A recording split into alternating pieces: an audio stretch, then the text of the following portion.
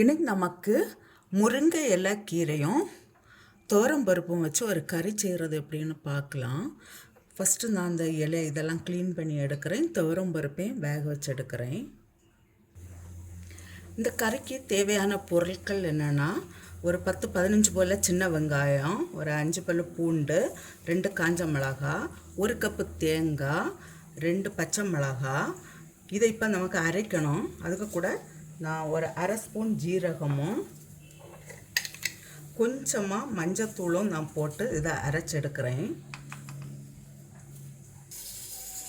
இப்போது நான் கொஞ்சமாக ஆயில் விடுறேன்.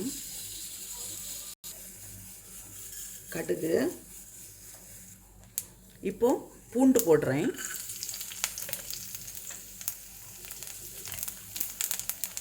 வெங்காயமும் மிளகாயம்,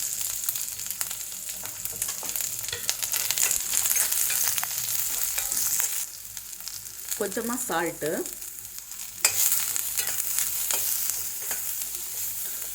இப்போ இந்த முருங்கை இலையை போட்டு கிளறி கொடுக்கலாம்.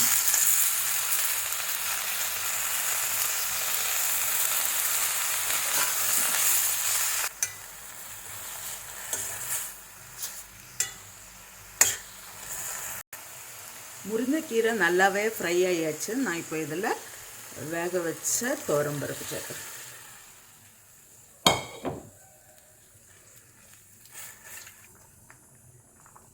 கொஞ்சம் கூட சால்ட்டு போடுறேன்.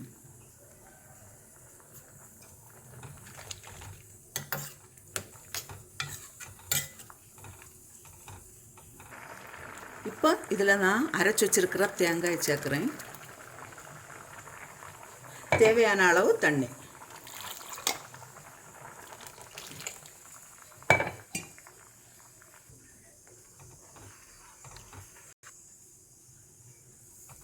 இந்த கறியை கொதிக்க விடக்கூடாது. லைட்டாக கொதி வர சமயத்தில் ஆஃப் பண்ணிடலாம். கொதி வருது, நான் இப்போ ஆஃப் பண்ணுறேன்.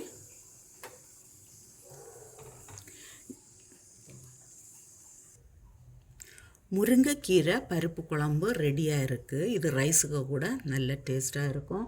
நல்ல ஆரோக்கியமான கறியும் கூட. இதே போல் நீங்களும் செய்து பாருங்கள். செய்து பார்த்து உங்களுடைய கருத்துக்களை தருவீங்க. உங்களுக்கு இந்த சமையல் பிடிச்சிருக்குன்னா சப்ஸ்கிரைப் பண்ணுங்கள். உங்களுடைய ஃப்ரெண்ட்ஸுக்கெல்லாம் ஷேர் பண்ணுங்கள்.